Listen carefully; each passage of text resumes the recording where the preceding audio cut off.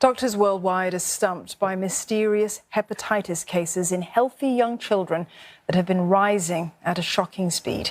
The World Health Organization says that at least 650 children have been diagnosed with this severe infection since early April. And my colleague Oteli Edwards has been following this story. Oteli, how worried should parents be about this sudden rash of cases of hepatitis in kids? Well, firstly, Dawn, I think it's important to put things in perspective and highlight the fact that the cases are rare, the numbers are still small, globally.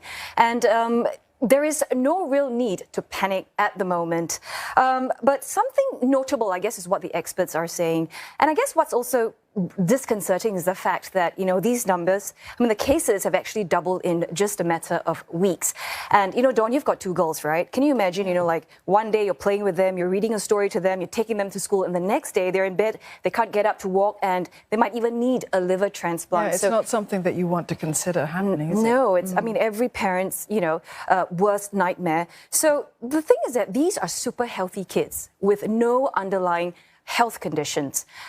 So there are a few hypotheses out there, and one of which is it linked to COVID-19? So I want to speak to some experts just to find out more about this, life or death situation which some families have faced.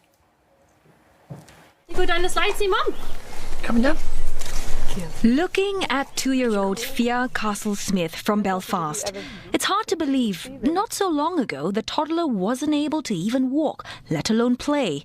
Fia is one of more than 220 kids in Britain diagnosed with acute hepatitis out of the blue. And it got so serious, her liver needed to be replaced. Her mom recalls the excruciating 9-day wait to find a donor. I just sort of fell apart in her arms. It was like she can't die. What would we do without her? Like when she was first born, I remember saying that, oh my God, I can't believe we get to keep her forever. We made this little thing, we get to keep her, and all of a sudden it was like that wasn't going to happen anymore. So what are the symptoms that Fia and all these other kids have that parents should look out for? Well, if your little one displays these telltale signs, parents are advised to take them to see the doctor immediately. This mystery illness seems to strike those under the age of 5, usually about 2 years old.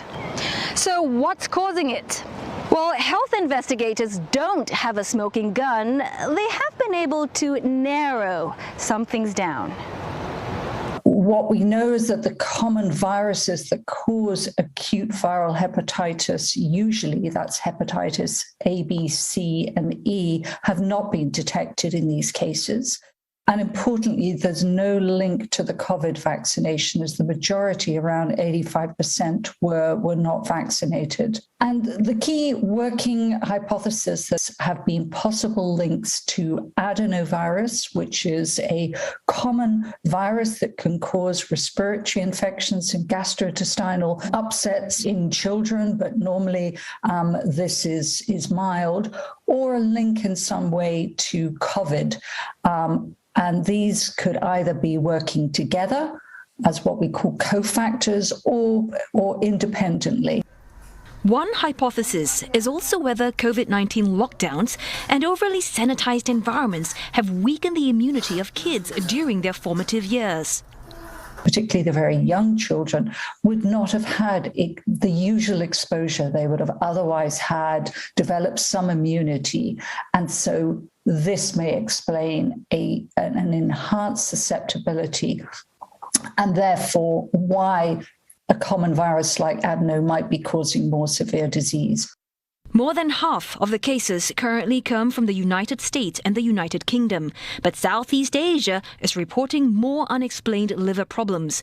Indonesia, Malaysia and Singapore adding cases to the tally. Worldwide, the part that is a little bit more surprising would be the increased rate of liver transplant that has been reported overseas. But locally, we, so far, touch wood, we have not yet seen this yet. But authorities in the region are keeping a close eye, including those in Malaysia. So again, acute hepatitis, a big scare around the world. It's quick, clear, actionable risk communication. Tell people what to do in the case that they have presented themselves or they present themselves with symptoms. That's it, come on.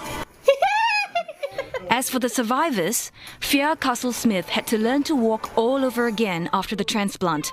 But we're happy to report she's dodged the worst of it and is now busy catching up on cuddles. I tell you, there'll be lots of very concerned parents watching this and hearing words like hypotheses and so on, that this is something that has so much mystery about it. They'll be concerned.